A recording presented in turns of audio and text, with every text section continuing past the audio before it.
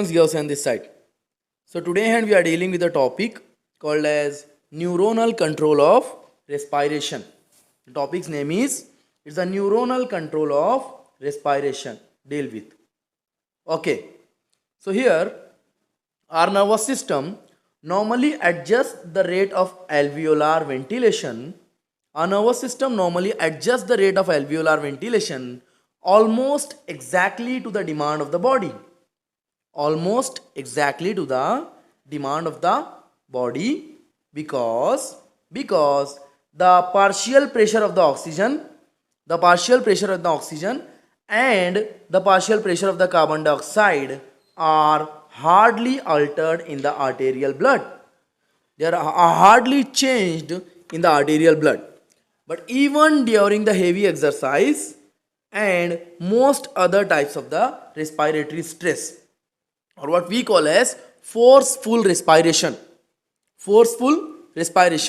that whenever we will be going through the heavy exercise, or rather even if we are walking for so much long time, ultimately we will be feeling that we are going through forceful expiration as well as the forceful inspiration.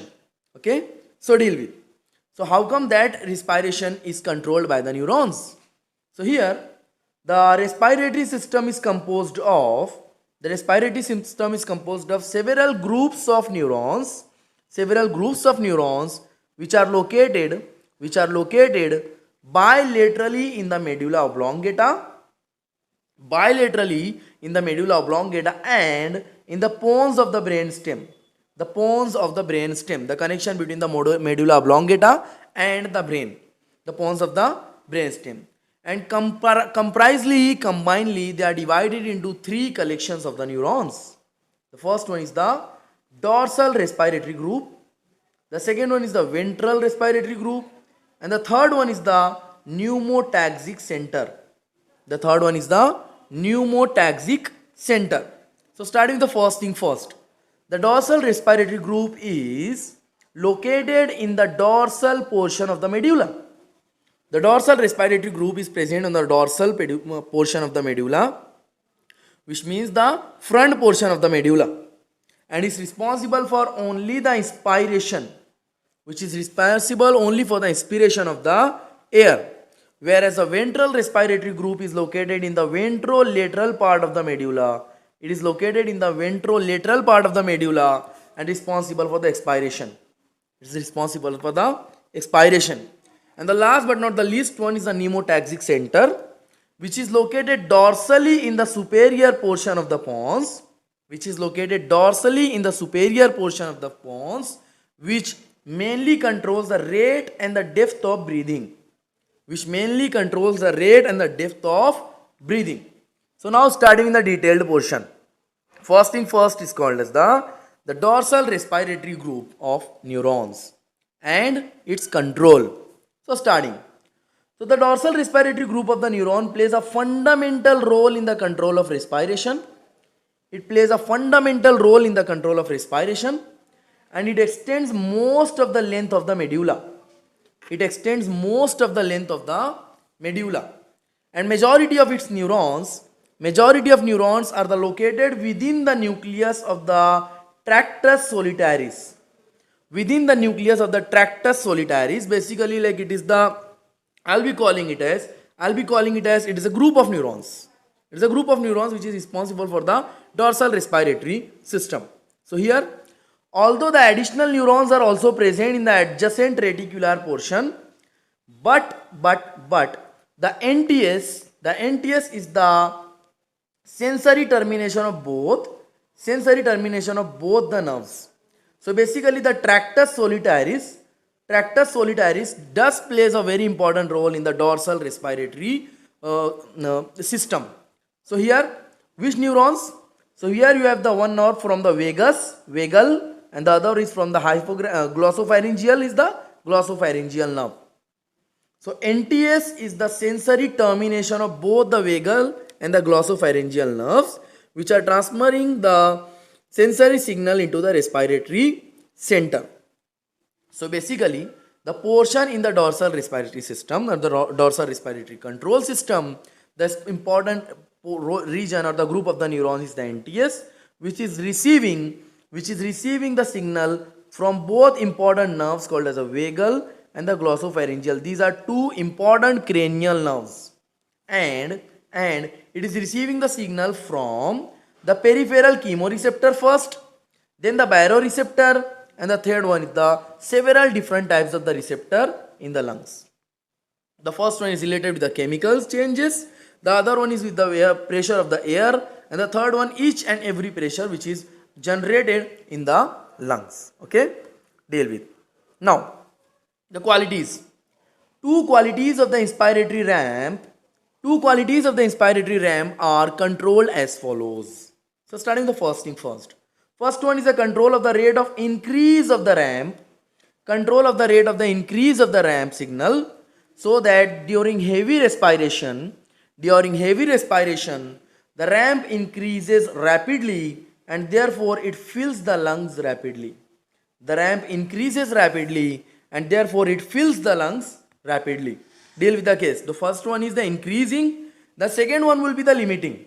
The second is the control of the limiting point, in which the ramp suddenly ceases, which is the usual method for controlling the rate of respiration. And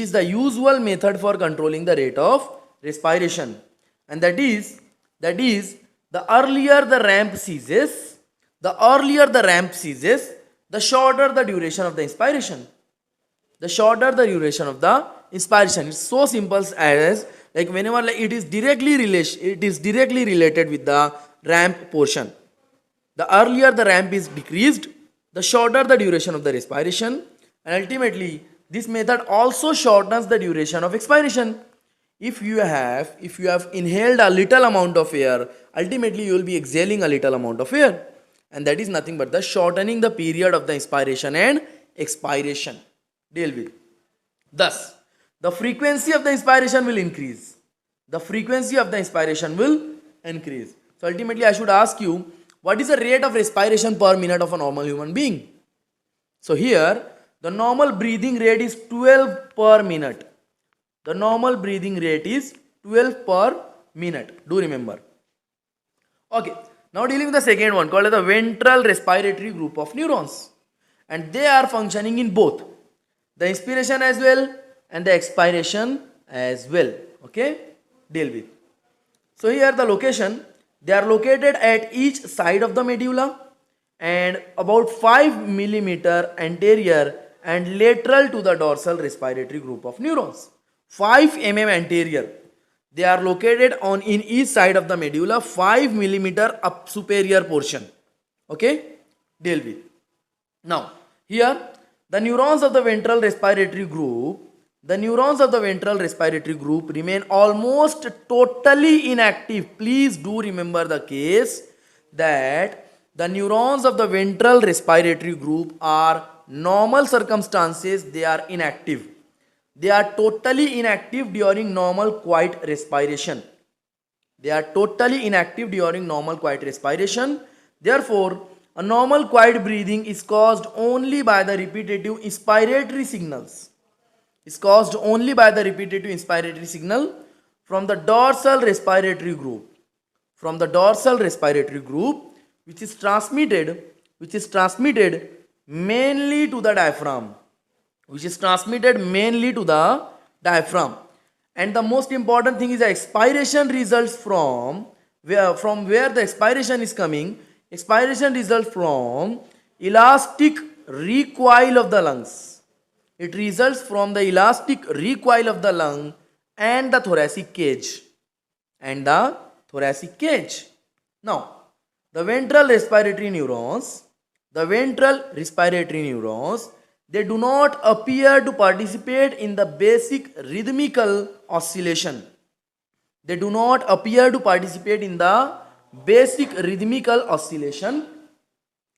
That controls the respiration, So ultimately, our proper neurons are not appearing to participate in that rhythmic oscillation which is in the normal respiration.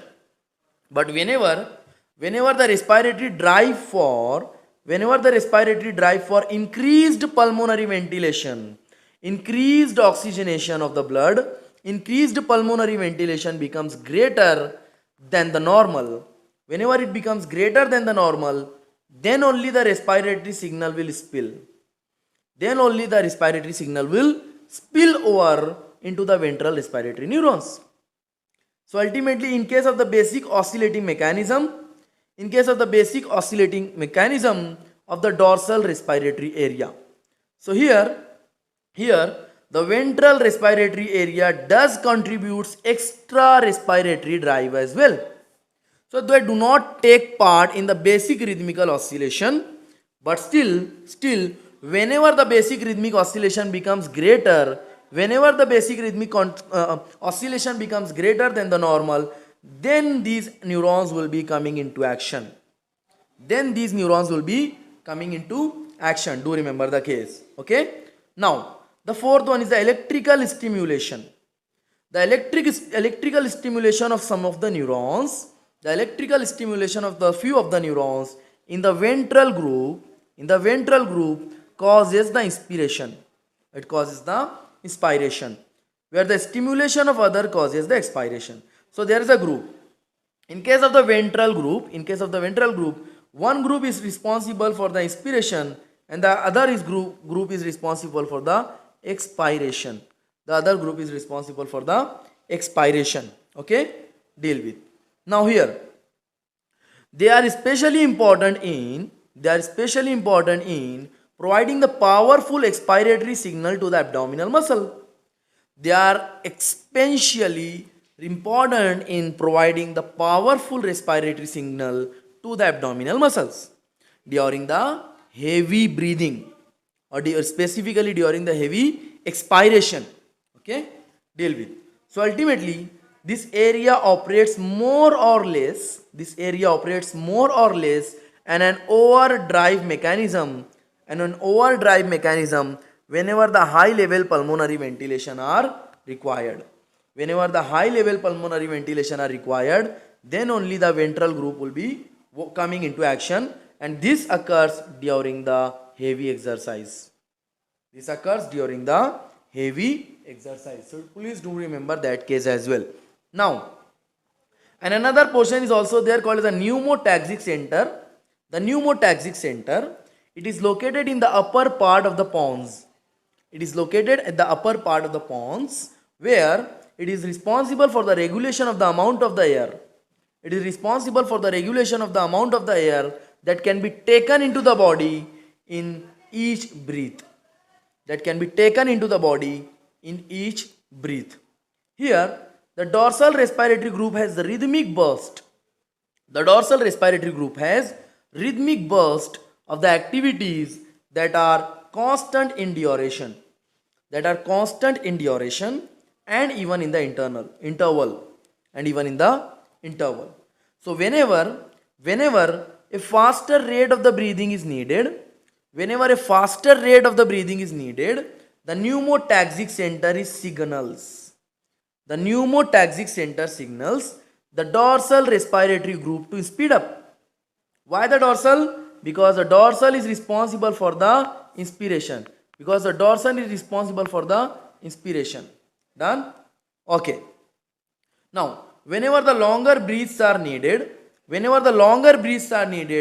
burst of the activity are elongated.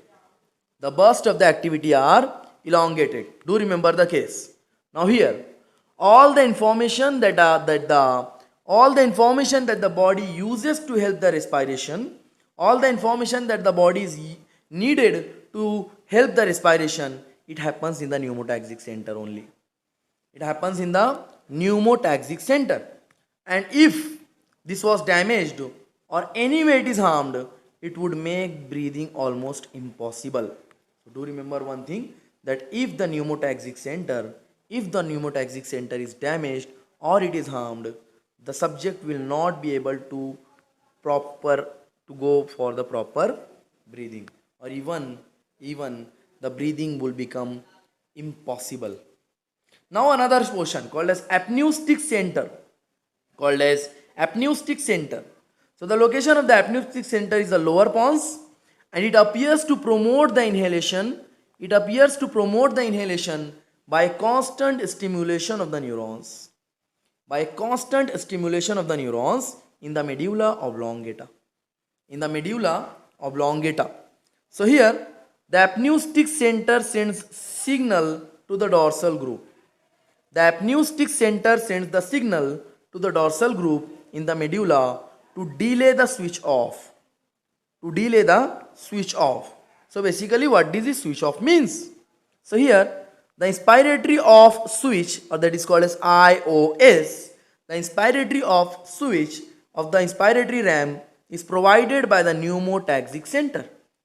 Is provided by the pneumotaxic center, and it controls the intensity of the breathing. It controls the intensity of the breathing, and it does give a positive impulse to the neurons.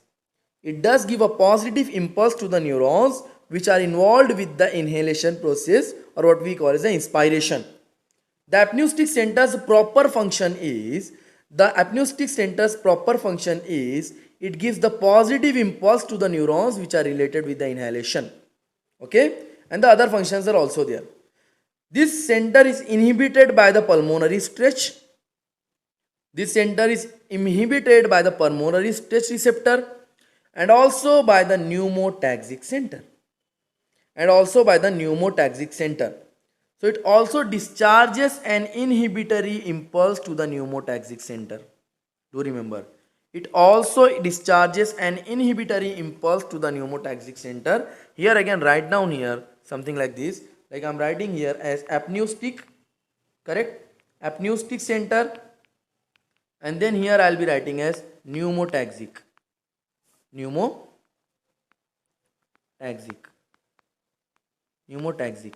So what I have drawn here? Okay, what does this means? This is the denotion of